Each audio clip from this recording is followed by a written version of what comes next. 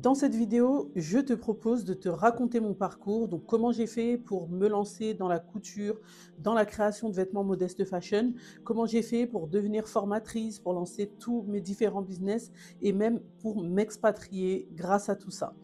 Comment je suis passée d'une femme qui cherchait une activité qui conviendrait à ses valeurs, à sa situation familiale, à une entrepreneur qui vit de son activité depuis plusieurs années, tout en la conciliant avec sa vie de famille. Alors pourquoi j'ai décidé de te raconter mon histoire aujourd'hui? C'est tout simplement parce qu'il y a quelques semaines, une entrepreneur m'a recommandé en fait d'ajouter du storytelling à ma chaîne, c'est-à-dire de raconter un peu plus des histoires, donc mon parcours, mes expériences, ce par quoi je suis passée.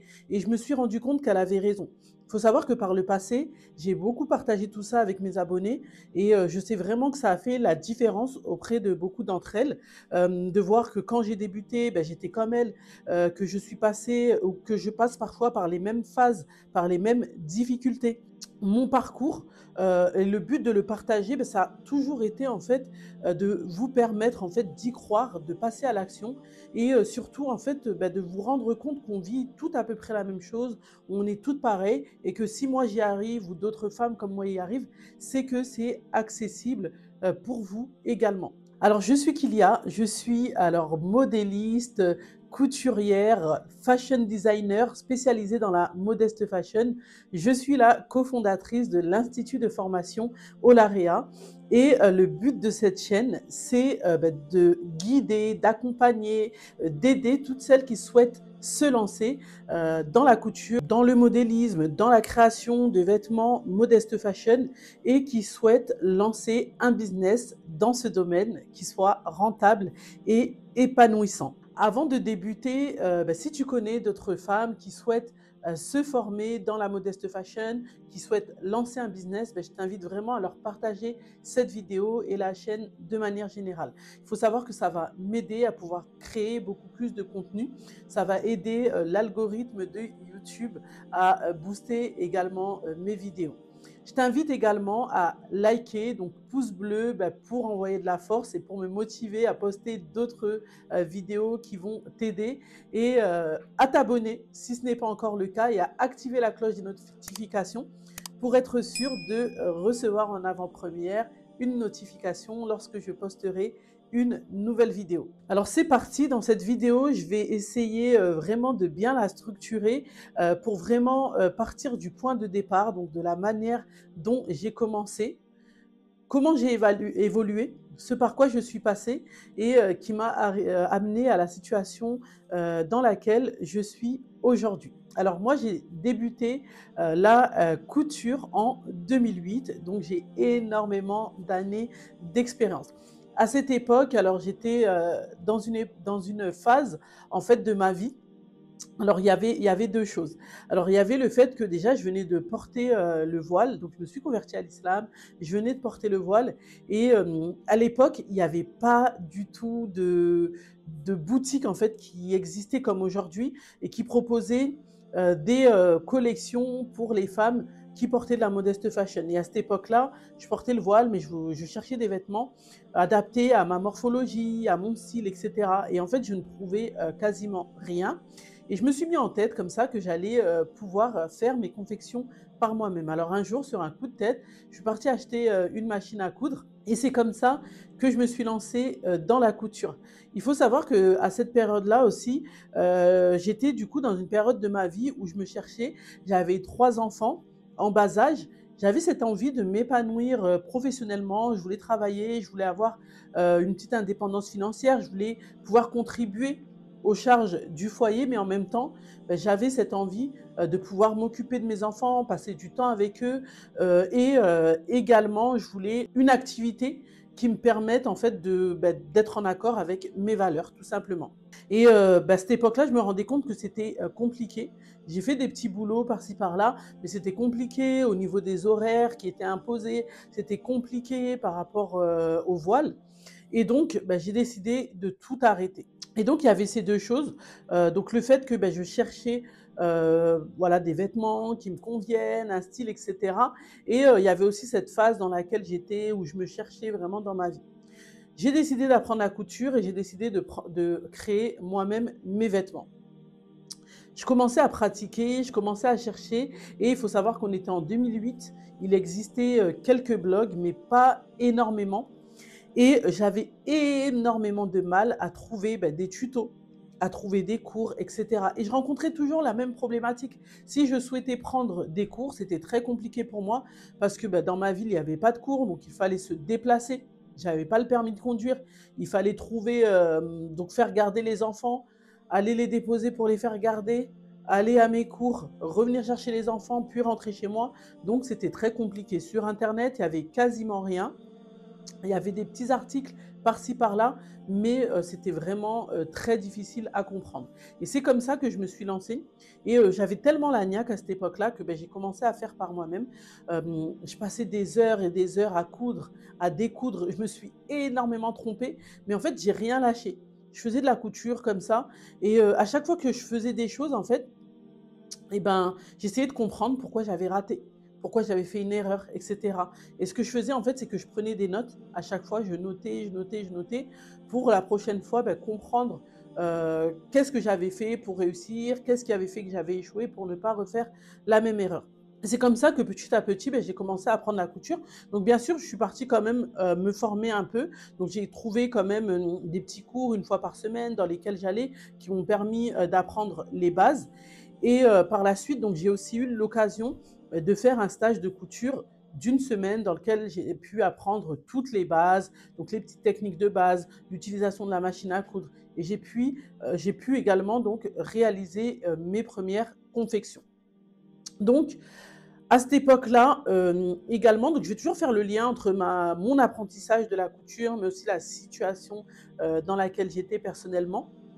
Donc avec le temps, en fait, je commençais à me dire que j'avais envie de quitter la France, j'avais envie d'aller vivre à l'étranger, j'avais envie d'ailleurs. Il faut savoir que quand j'avais 17 ans, déjà, j'avais failli, partir à l'étranger, pour étudier, et au dernier moment, donc ça ne s'était pas fait. Donc j'ai toujours eu cette envie de m'expatrier, d'immigrer, d'aller vivre, dans un autre pays et donc je continuais la couture comme ça et puis je commençais à coudre pour mes enfants, pour moi, pour mon mari, pour mes proches, et cetera et à chaque fois que j'avais des retours, les retours, ils étaient positifs et tout le monde me disait: «Mais franchement, c'est trop bien ce que tu fais et cetera. Tu devrais commencer à vendre tes confections». Moi, l'entrepreneuriat, ça ne m'était jamais passé par la tête. C'est pas, pour moi, c'était quelque chose de compliqué, c'était quelque chose d'inaccessible. Je me voyais pas me lancer dans l'entrepreneuriat. C'est pas, un milieu dans lequel j'ai été baignée. Mon père est médecin anesthésiste réanimateur, ma mère enseignante, donc franchement rien à voir. J'avais pas d'entrepreneur autour de moi, dans la famille. Mais j'avais mes proches qui n'arrêtaient pas de me dire: «Non mais lance-toi, mais ce que tu fais c'est super» et cetera et moi en fait je me sentais pas capable. Je me disais: «Je viens juste d'apprendre, j'ai pas fait d'études dans le domaine, j'ai pas de diplôme. Qui je suis pour vendre mes confections à des personnes?» En plus, à cette époque-là, j'avais qu'une machine à coudre. J'avais acheté à moins de 100 €, il me semble. J'avais pas de surjeteuse, donc pour moi, je me disais: «Mais c'est une obligation, sans surjeteuse, comment tu vas vendre?» et cetera. En fait, j'avais, à chaque fois, une petite voix qui me disait: «Non mais t'as pas ça, non mais t'as pas les compétences, non mais tu te prends pour qui en fait? Tu qui toi en fait pour dire que tu vas vendre tes confections?» et par rapport à ça, je me lançais pas. Mais par contre, je m'éclatais, dans la couture, j'étais super contente, je commençais à savoir faire plein de choses et cetera. Dès que mes proches me demandaient de leur faire des choses, j'étais super contente. Et un jour, en fait, j'ai, réalisé une confection pour une de mes amies, donc qui m'avait demandé à l'époque de lui confectionner un djilbeb. Donc un djilbeb, c'est une tenue, portée par certaines femmes musulmanes, soit, juste pour la prière, soit, comme vêtement, au quotidien. Je lui ai réalisé cette confection et elle a tellement aimé qu'elle m'a dit: «Kilia, écoute, il faut absolument que tu te lances dans la vente de tes créations. Ce que tu fais, c'est super» et cetera et là, ce jour-là, elle a pas arrêté de me bassiner et moi, je lui répondais la même chose: «Non, mais je suis pas capable. Ça fait même pas un an que je pratique cette activité, mais j'ai pas de diplôme, j'ai pas de surjeteuse» et cetera. Elle m'a dit: «Écoute, là, tu me l'as fait pour moi, mais clairement, ça, c'est un djilbeb que j'aurais pu acheter dans une boutique» et cetera. Donc elle m'a saucée comme on dit, en fait, elle m'a motivée, motivée, motivée et elle m'a carrément, dit: «Écoute, prends une photo là tout de suite, tu n'as rien à perdre. Prends une photo, vas-y, je mets le djellab, prends une photo et propose-la, voilà. À l'époque, moi, il faut savoir que c'était depuis, hein, comme je l'ai dit, on était en 2008-2009. J'étais pas encore forcément sur les réseaux sociaux. Je pense qu'il y avait que Facebook à l'époque. On vendait, surtout sur des blogs et par mail. Et du coup, elle m'a dit: «Prends cette photo, poste-la et cetera et puis, tu verras ce que ça donne». On a pris la photo, donc là, j'ai essayé de retrouver la photo. Bah, si j'ai réussi à la retrouver, bah, elle s'affichera, à l'écran. On voit qu'elle avait un pagne en dessous, qui dépassait et cetera. Donc j'ai pris cette photo, j'ai fait un petit montage et je l'ai postée. Et là, en fait, il y a plusieurs personnes qui m'ont contactée, pour que je leur réalise un djellab. Et c'est comme ça que j'ai commencé donc à commercialiser mes créations. Je proposais des djellabs pour adultes et pour enfants, des abayas, des sarouels simples, etc. Et comme ça, donc, c'est comme ça que j'ai mis un pied dans l'entrepreneuriat, alors que à la base, c'était pas une chose qui m'était passée par la tête. Et je me suis rendu compte que ça me permettait de gagner de l'argent. Je vendais mes créations, je gagnais de l'argent. Il faut savoir qu'à l'époque, j'avais pas du tout de moyens, j'avais pas, voilà, il y avait juste mon époux, qui travaillait, mais à part ça, j'avais pas d'argent de côté, rien du tout. Donc ce que je faisais, c'est que j'allais me fournir au marché, donc j'allais acheter des coupons de tissu.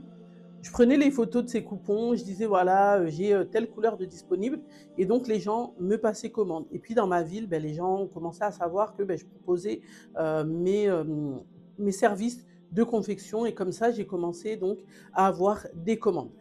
Avec le temps, j'ai été contactée par, des femmes qui me disaient: «C'est bien, moi j'achète chez toi, mais j'aimerais aussi, moi, comme toi, pouvoir être autonome dans la création de mes vêtements». Elles voulaient, elles aussi, apprendre, à coudre tout simplement et c'est comme ça que je me suis, retrouvée à devenir formatrice. Comment ça se passait? Donc soit je me déplaçais, chez des femmes pour les former, soit j'accueillais, des femmes chez moi, donc soit en groupe, soit en individuel et je faisais ça, sous forme de stage parce que, c'était plus simple pour moi, de regrouper en fait la formation sur une semaine et cetera et je me rappelle qu'à cette époque, je me déplaçais donc moi j'étais dans le 93 à Clichy-Montfermeil, je me déplaçais jusqu'à Créteil, je me déplaçais jusqu'à Argenteuil, je me rappelle que je suis partie vraiment, loin, pour, pouvoir, former, des femmes et donc il y avait des femmes parfois qui se déplaçaient en groupe chez moi et je les formais et avec le temps, ça a marché, ça a fonctionné, j'étais de plus en plus sollicitée.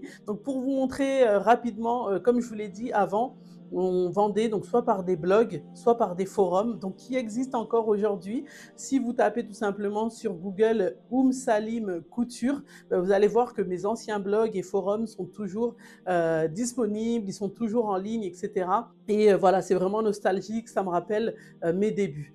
Donc c'est comme ça que je me suis lancée dans la formation et c'est comme ça que je me suis rendu compte que finalement j'aimais énormément la formation, j'aimais énormément former des femmes, leur permettre en fait de voir qu'elles sont capables de construire quelque chose par elles-mêmes. C'est vraiment quelque chose qui m'a fait vibrer. Et c'est pour ça que jusqu'à aujourd'hui, je suis encore dans la formation, parce que franchement, c'est vraiment quelque chose que j'aime énormément.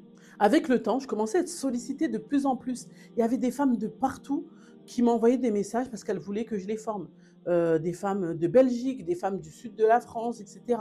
Mais pour moi, ce n'était pas possible. Je ne pouvais pas me déplacer jusqu'en Belgique, je ne pouvais pas me déplacer jusqu'à dans le sud de la France. On se rappelle, on revient un peu au fait que je parlais un peu de la situation dans laquelle j'étais personnelle. Là, j'ai commencé à m'épanouir de plus en plus en me lançant dans l'entrepreneuriat parce que je faisais une activité en fait qui me permettait justement de concilier mes valeurs. Je n'avais pas à aller dans un travail où je devais enlever mon voile. Je pouvais gérer mes horaires, je pouvais travailler avec mes enfants à côté de moi. Donc quand je faisais mes créations, les enfants, il y en a certains qui étaient à l'école, mais je pouvais aller les chercher sans problème. Je pouvais les accompagner. Quand ils étaient là, je pouvais faire des pauses et reprendre après, etc. Donc là, ça me permettait en fait de concilier mon travail avec ma vie de famille. Alors au début, c'était vraiment une petite activité. J'avais encore une vision dans laquelle je me disais, voilà, c'est juste pour mettre un peu de beurre dans les épinards, mais rien de plus. Mais franchement, ça me faisait quand même plaisir de pouvoir faire rentrer de l'argent. Je me rappelle d'une anecdote qui m'a vraiment touchée et qui m'a vraiment marquée. C'était la rentrée scolaire de mon fils. Il devait rentrer au CP et on avait des problèmes financiers à ce moment-là. Et pour aider, mon époux, j'ai décidé de lancer en urgence, en fait, un stage. Alors à l'époque, mes stages, je proposais une semaine de stage à 100 ou 150 €, quelque chose comme ça. Et j'ai, décidé de proposer en urgence une semaine de stage et j'ai, eu, 4 ou 5 élèves. Et donc en fait, j'ai gagné, 500-600 € en une semaine. Et en fait, j'ai pu, ça a aidé en fait à régler, à faire la rentrée scolaire de mon fils et cetera. Et en fait, j'étais super fière et là, je me suis rendue compte qu'il y avait un énorme potentiel. Mais j'étais toujours bridée en fait dans ma mentalité et pour moi, c'était toujours un petit truc. Ça allait toujours rester un petit truc et je voyais pas plus loin que ça. Je me voyais pas, aller loin dans mon entreprise et cetera. J'arrivais même pas à dire: «J'ai une entreprise» en fait. Pour moi, c'était juste, voilà, je fais des petits trucs de couture par-ci par-là.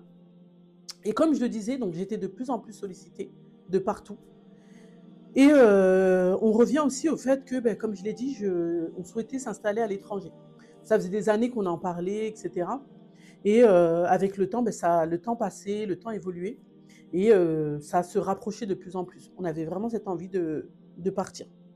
Donc je vendais toujours, mes créations.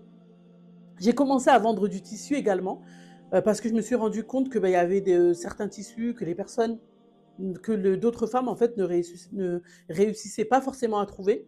Moi, je me fournissais dans mon marché. Au début, il faut savoir que quand je partais, je prenais des petits coupons. Et puis au fur et à mesure, tellement mon activité s'était développée, j'allais et puis je prenais des rouleaux carrément. Donc à chaque fois, au début, j'allais acheter des tissus, des coupons. Je prenais les photos, comme je vous ai dit, je proposais les créations. Et au fur et à mesure, avec l'argent que je gagnais, je réinvestissais. Et au bout d'un moment, je pouvais y aller acheter des grands tissus, des grands rouleaux, etc. Je me rappelle que je partais, je prenais 3, 4, 5 rouleaux, etc.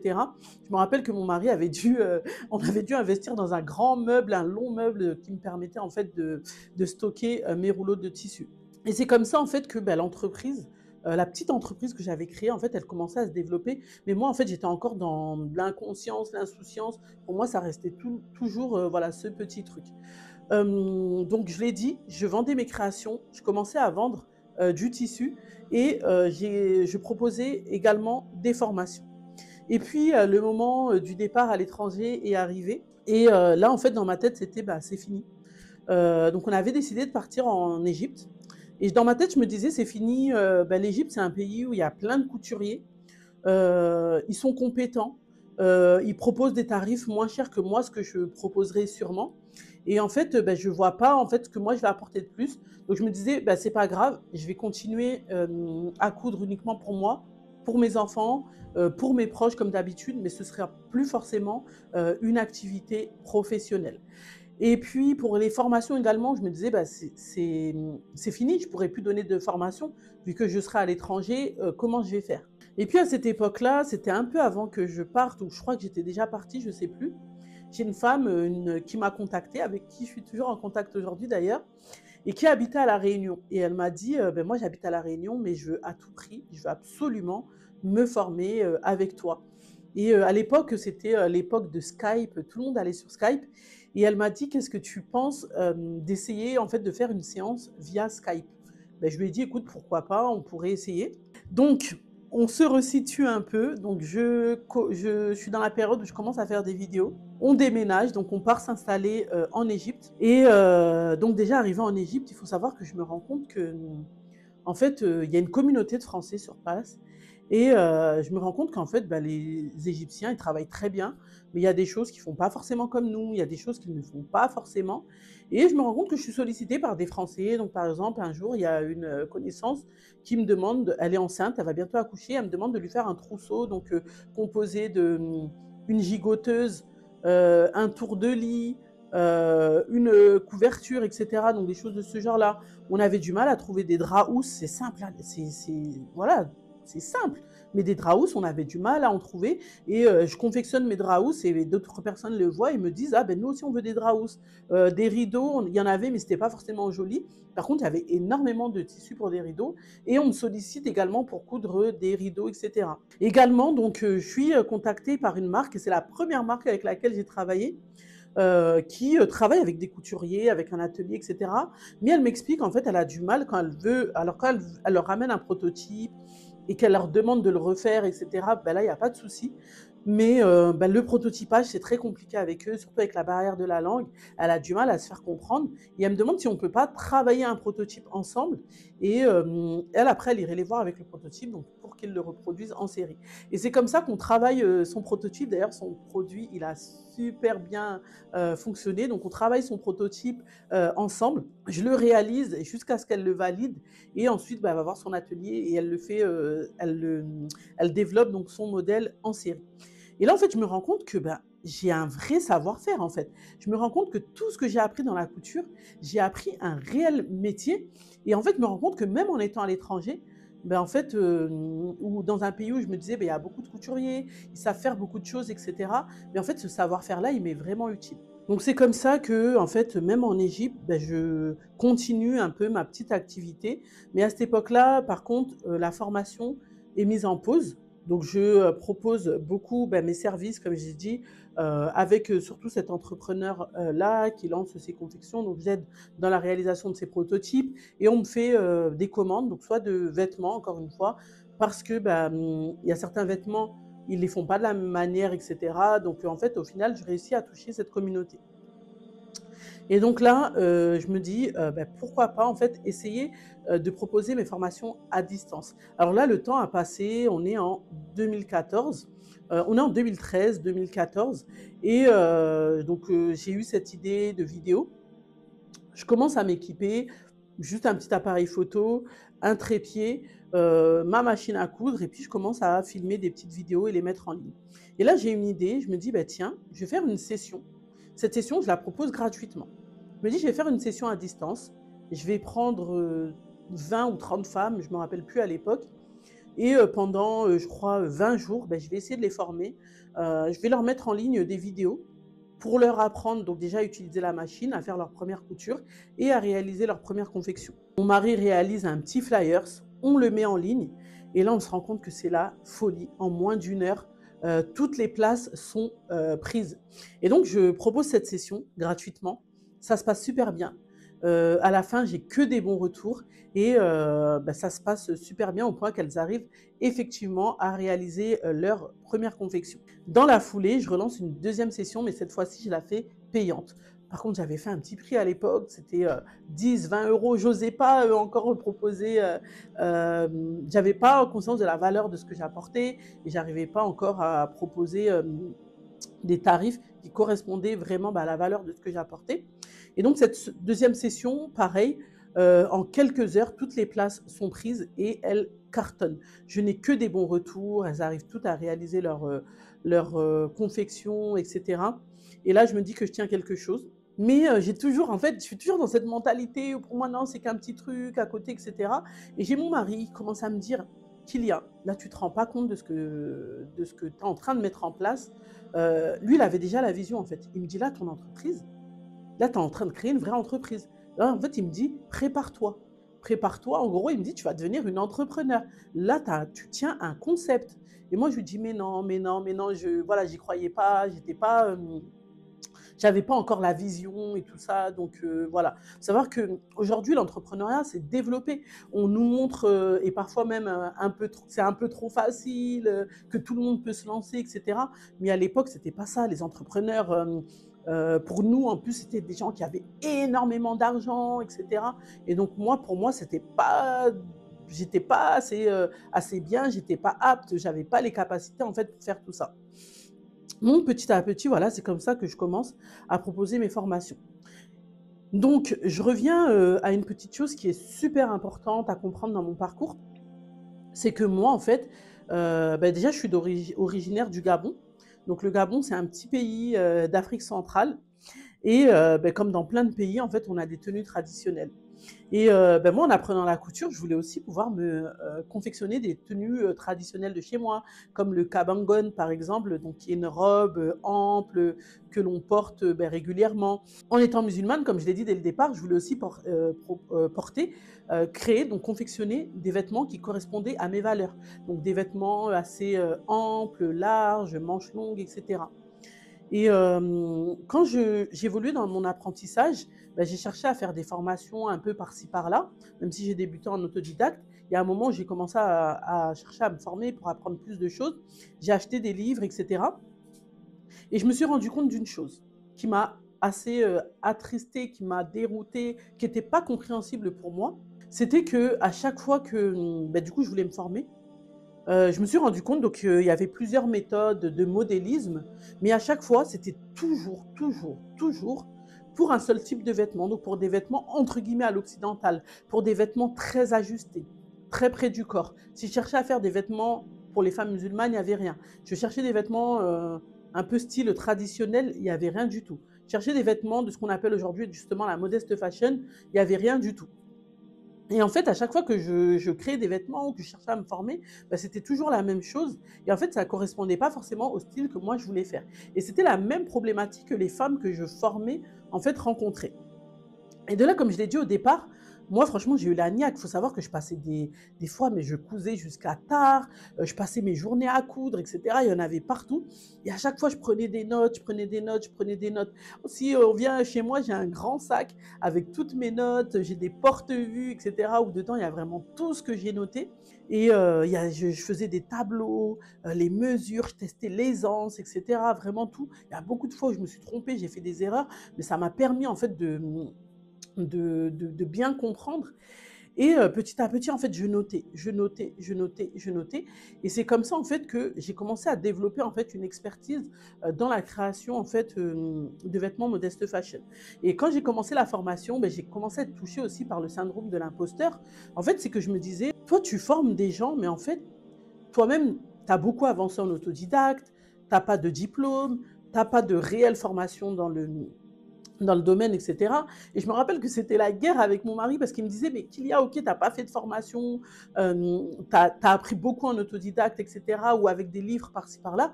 Mais en fait, ce qui compte, c'est le résultat. Il me disait, regarde ce que tu fais aujourd'hui. Tu vends tes créations, tu n'as que des bons retours, tu formes des femmes. Au final, elles arrivent à être autonomes dans la création de vêtements. Et il me disait, tu dois te focaliser sur ça. Et moi, j'y arrivais pas. Et j'ai mis des années, en fait, parce que je me disais, je suis pas légitime à d'autres personnes qui ont, qui ont fait des études. Et en plus, je me disais, moi, je vais venir. Et là, en fait, c'est que des méthodes pour apprendre aux gens en fait, à créer des vêtements près du corps. Et toi, tu vas venir, tu vas apporter quelque chose d'autre. Mais t'es qui? Mais on va te dire que tu dis n'importe quoi, etc. Et c'est ce qui s'est passé. D'ailleurs, j'ai reçu parfois des critiques. Mais voilà, aujourd'hui, je suis sûre de ce que je fais, je suis sûre de ma méthode. Donc, c'est des choses qui ne me touchent plus. Mais à l'époque, c'est vrai que je pensais de cette manière-là. Mais malgré ça, je continuais quand même à former des femmes, à les accompagner, etc. Donc là, il y a quelque chose qui est très important dans tout ce que j'ai partagé dans mon parcours. Je ne sais pas si, si tu as remarqué, mais je t'ai expliqué qu'en fait, j'ai fait plein de choses. J'ai fait de la formation, je vendais mes créations, j'ai commencé à vendre du tissu, et puis, j'étais de plus en plus sollicitée aussi par des femmes, du coup, qui me demandaient des conseils. Elles me demandaient: «Mais comment faire pour se lancer? Comment faire pour trouver ses clients? Comment tu fais pour fixer tes prix?» et cetera. Et de là, en fait, je me suis retrouvée à conseiller plein de femmes. Donc je les conseillais, gratuitement, je leur répondais et cetera. Et avec le temps, je me suis rendue compte que j'avais encore développé une autre expertise. En fait, j'avais développé une expertise dans l'entrepreneuriat et dans la création de business. Donc j'en reviens à ce que je disais, donc j'en étais donc dans la phase, je commence à proposer donc mes formations en ligne, je fais une première session gratuite, ça cartonne, une deuxième session à très bas prix, ça cartonne également. Et là donc je dis avec mon mari, on se dit, bon ben là, on tient vraiment quelque chose, etc. Je vais lancer un site. Je me dis, je vais lancer un site sur lequel en fait je vais proposer des cours. Donc là, à l'époque, ce que j'avais décidé de faire, c'était un cours sur la abaya, un cours sur telle confection, un cours sur telle confection. Donc là, la personne vient, elle peut acheter le cours et du coup, elle apprend à réaliser la confection en question. Il y avait donc une partie pour apprendre à créer le patron et une partie donc pour apprendre à créer le modèle. Et c'est comme ça donc que je commence à tourner plein de vidéos, à les mettre en ligne. Je lance le blog et là, pareil, ça cartonne. Donc ça cartonne, ça marchait bien. Il faut savoir que c'était en 2014. Je me rappelle quand j'ai lancé le site, c'était en mai 2014. Et la formation en ligne, c'était les débuts. Il n'y en avait pas beaucoup comme il y a aujourd'hui, etc. Et du coup, en même temps, ça marchait. En même temps, il y a des gens qui étaient dubitatifs, surtout pour la couture. Ils disaient, mais comment on peut apprendre la couture, un métier manuel comme ça et tout, comment on peut l'apprendre à distance. Mais après, quand les gens testaient, ben, ils voyaient que c'était possible. Parfois, je mettais des tutos gratuits, je postais des choses sur YouTube, etc. Et les gens se rendaient compte que c'était possible. Et de là, donc, je gagnais de l'argent en vendant mes créations. Je vendais de l'argent en travaillant ben, avec des entreprises, donc surtout une à l'époque, je l'aidais à développer ses modèles. Je gagnais de l'argent du coup en vendant du tissu. Et en fait, ben, je commençais à me rendre compte que avec ce savoir-faire que j'ai eu en couture, en création de vêtements, ben en fait, il y avait plusieurs branches en fait qui me permettaient de gagner de l'argent. À l'époque, j'ai lancé mon site et donc j'avais déjà développé une expérience dans l'entrepreneuriat, mais c'était très timide. Et puis moi, j'avais eu l'habitude de travailler avec les gens en direct, donc le bouche à oreille, etc. Là, c'était Internet, c'était quelque chose de différent. Et puis un jour, donc j'ai été contactée par un entrepreneur qui s'appelle Saïd Amzil et qui m'a dit, il m'a envoyé un message, un mail, je me rappellerai toujours, comme ça, spontanément, et il m'a donné plein de conseils. Il m'a dit, je viens de tomber sur ton site, sur ton blog, il est super, il y a énormément de potentiel. Et puis, il m'a donné des petits conseils. Tu devrais faire ça, ça, ça, ça, ça. Et tu verras que ça te permettra de toucher plus de monde. Et donc, j'ai mis en place les petits conseils qu'il m'a donnés. Je l'ai remercié. J'ai mis en place ces conseils. Et je me suis rendu compte que ça a payé. Ça me permettait de toucher plus de monde, d'attirer plus de monde, etc. Et du coup, j'ai commencé à le suivre sur ses comptes et j'ai vu qu'il proposait des formations. Du coup, je me suis inscrite à une de ces formations. Alors, pour la petite anecdote, pour vraiment vous montrer dans quelle situation j'étais à cette époque, savoir qu'on avait quitté l'Égypte avec mon époux, donc on devait aller s'installer au Maroc. Donc, je disais, on avait décidé d'aller s'installer au Maroc et puis on était dans une situation financière assez difficile. Donc, mon époux, il avait perdu son travail. Et là, il avait décidé de se lancer aussi à son compte de son côté. Donc, il avait suivi une formation en tant que graphiste, web designer, etc. Et ben, voilà, on débutait un peu dans le marketing, dans la communication, etc. Et donc, bah, c'était compliqué un peu. Donc, on faisait des ventes, etc. Mais par-ci, par-là, c'était pas encore régulier. Et donc, on a vu cette formation de Saïd Amzil et on s'est dit, ça, c'est exactement ce qu'il nous faut. Mais comme je l'ai dit, on était dans une période très compliquée et on se disait, on a énormément réfléchi en se disant, est-ce qu'on investit, est-ce qu'on n'investit pas. À l'époque, il me semble que la formation, elle était à 800 euros, quelque chose comme ça. Et donc, on a décidé de s'inscrire à cette formation. Je me suis inscrite à cette formation et je l'ai suivie à la lettre. Je me suis dit, en fait, on était au pied du mur, on se disait là, on a une famille, on a des enfants. On est parti vivre à l'étranger, on avait tout quitté, on avait laissé notre appartement. Je ne sais pas si vous savez, mais quand tu as un appartement HLM en Île-de-France, mais les gens nous ont pris pour des fous de quitter notre HLM, etc., de partir à l'étranger. Et en fait, on était au pied du mur et en fait, on n'avait pas le choix. Et en fait, on a bossé, on s'est donné à fond. Donc, je dis vraiment on parce qu'il faut savoir que tout ce que je dis depuis le départ, en fait, nous, on travaille vraiment à deux. Même si toute la partie du début, bah, j'étais seule, c'est moi qui vendais mes créations, c'est moi qui partais me former, etc. Bah, j'ai toujours eu le soutien et les encouragements de mon époux et ça, je tiens vraiment à le signaler. Donc, du coup, on a décidé de s'inscrire à cette formation et de la suivre à la lettre. Donc, je me rappelle qu'à l'époque, j'avais même pas de bureau en fait. On était vraiment dans une situation compliquée. J'avais acheté une machine à coudre Silvercrest chez Lidl et le carton de la machine à coudre, c'était notre bureau. Et on y croyait tellement, on se mettait à fond, on suivait la formation à la lettre et on mettait tout en application. Et là, donc en 2015, j'ai lancé donc une première formation, c'était la Creative Business Girl, c'était fin 2015, début 2016. Et là, ça a cartonné, je ne m'y attendais pas. Je ne m'attendais pas à toucher autant de monde. Et là, ça a cartonné.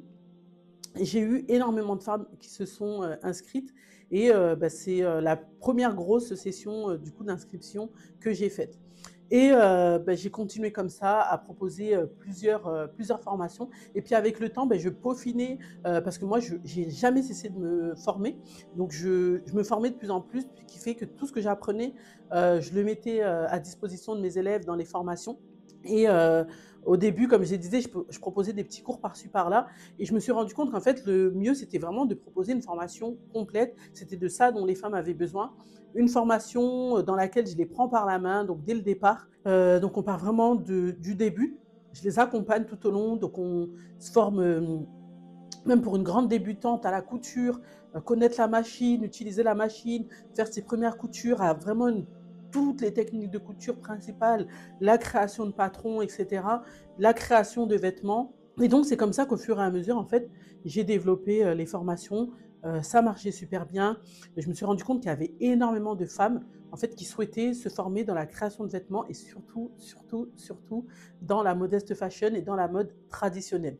À côté de ça, j'ai commencé à travailler avec plus en plus de femmes et en fait, quand je lançais quelque chose, je me rendais compte que ça m'amenait à autre chose parce que comme je l'ai dit, bah, les femmes que je formais, en fait, elles souhaitaient trouver des tissus et il y avait certains tissus qu'on ne trouvait pas en France et moi, en étant à l'étranger, donc je trouvais ces tissus puis j'ai commencé à beaucoup voyager. On a voyagé, on a fait plusieurs mois aux Émirats arabes unis. On était au Maroc, etc. Il y avait des tissus comme le Nida, certains crêpes de soie, des tissus comme la soie de Médine, etc. Ben, qu'on ne trouvait pas forcément en France. Et moi, j'ai trouvé dans ces pays-là. Et du coup, j'ai commencé à devenir fournisseur de tissus pour des commerçantes ou même pour des particuliers.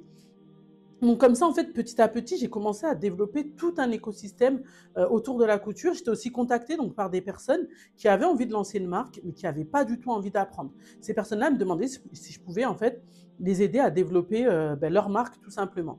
Moi, au début, c'est pas forcément quelque chose que je voulais faire, mais tellement en fait, elles trouvaient personne et j'étais de plus en plus sollicitée.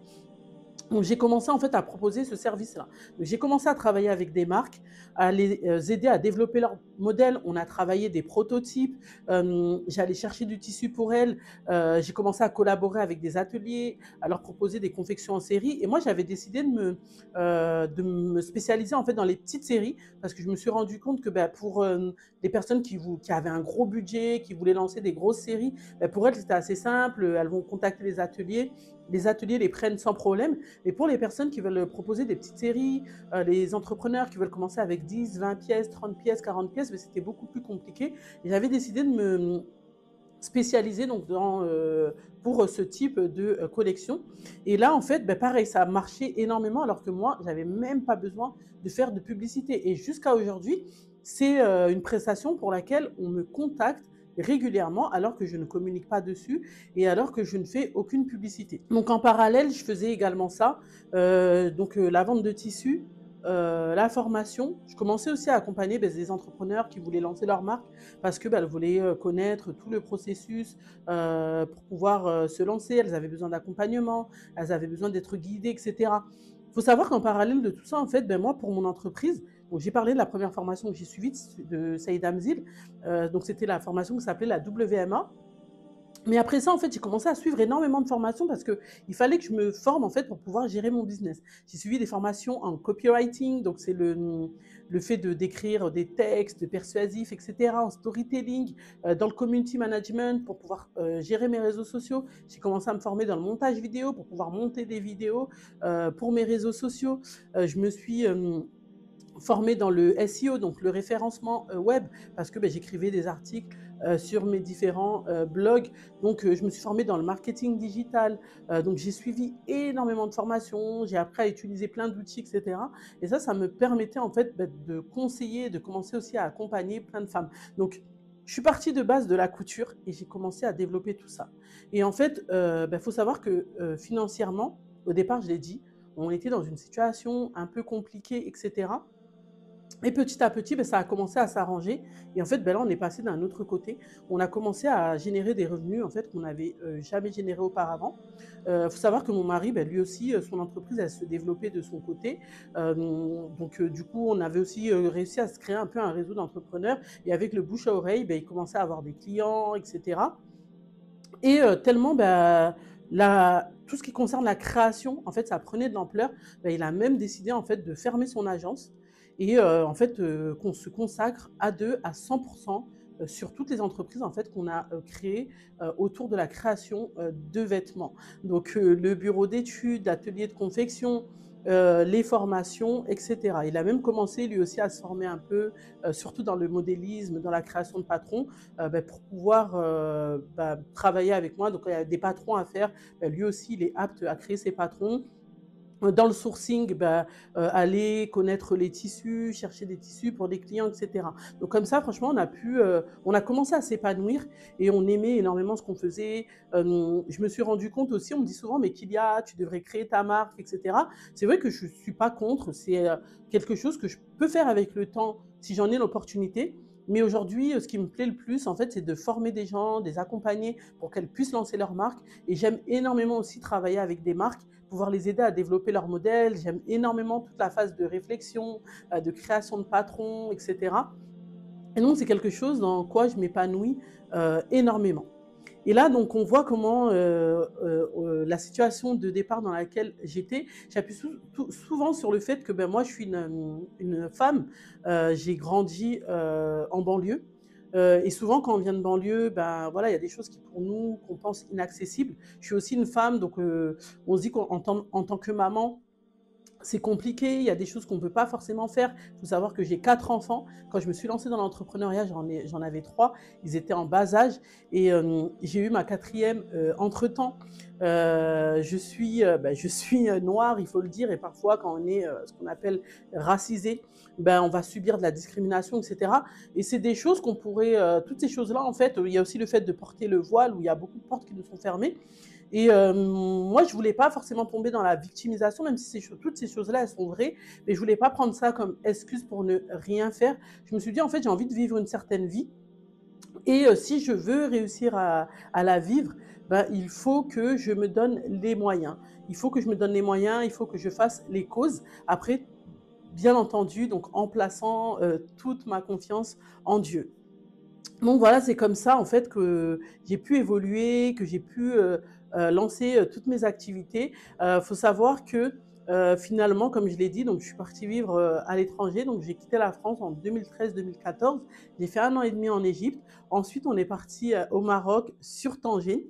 Là, on est arrivé sur Tanger fin 2015, il me semble, début 2016. Et du coup, j'ai vécu 8 ans et demi au Maroc, dans la ville de Tanger, qui est dans ma ville de cœur.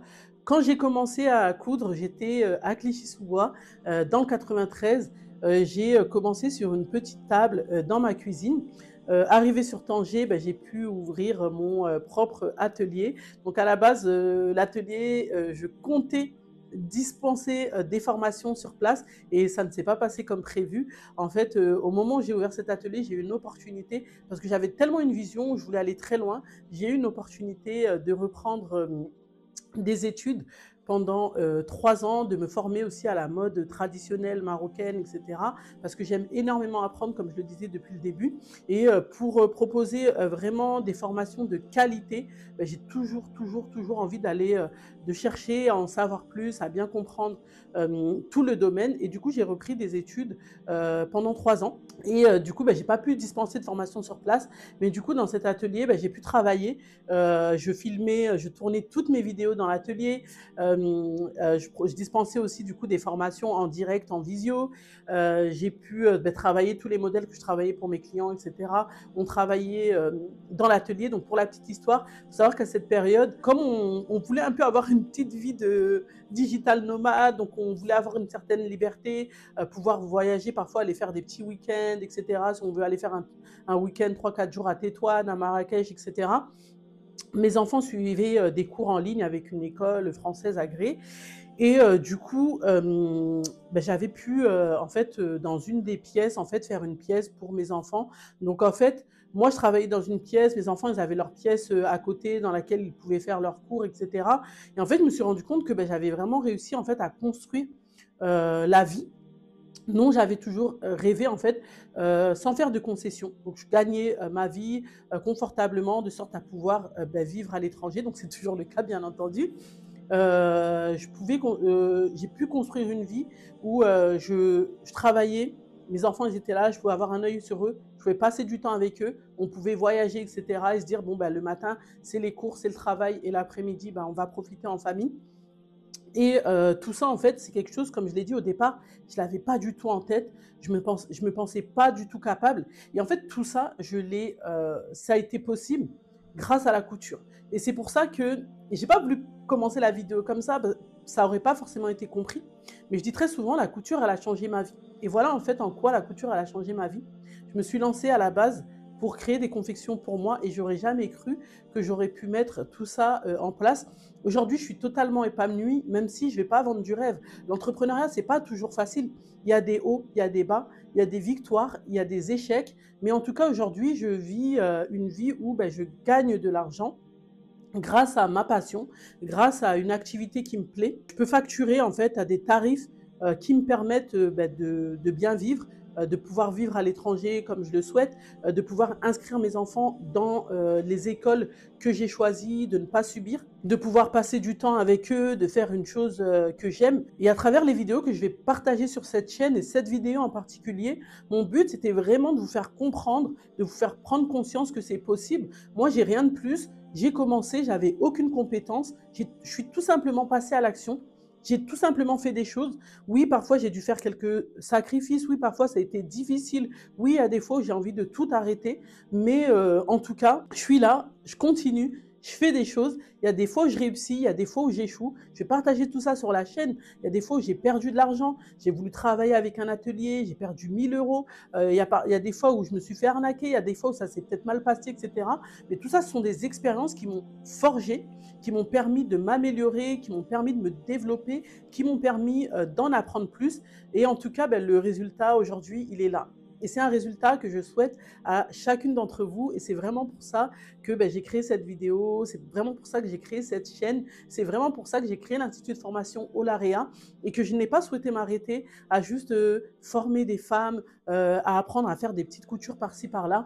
Mais j'ai vraiment souhaité transmettre tout le processus pour que ces femmes-là puissent créer une activité rentable, une activité épanouissante, qu'elles puissent se sentir capables, se sentir fières quand elles vont réaliser une confection, qu'elles vont y arriver, quand elles vont avoir des clients qui vont être satisfaits de ce qu'elles leur proposent. Donc voilà, pour cette vidéo qui est terminée, pour tout mon parcours. Alors j'ai fait énormément de choses, j'ai essayé de me synthétiser au plus et j'ai essayé en même temps de tout partager. J'espère que ça a pu t'inspirer, j'espère que ça a pu faire en sorte que tu te rendes compte que c'est possible pour toi aussi. J'espère que cette vidéo t'a plu et j'espère qu'elle t'a tout simplement fait comprendre que, comme je le dis très régulièrement, yes you can. Alors si cette vidéo effectivement t'a plu, je t'invite vraiment, comme je te l'ai dit au début, à la liker, à t'abonner, à activer la cloche des notifications et à la partager autour de toi pour qu'on soit plus de femmes à se lancer dans la modeste fashion. Et je te dis bye bye et à la prochaine vidéo.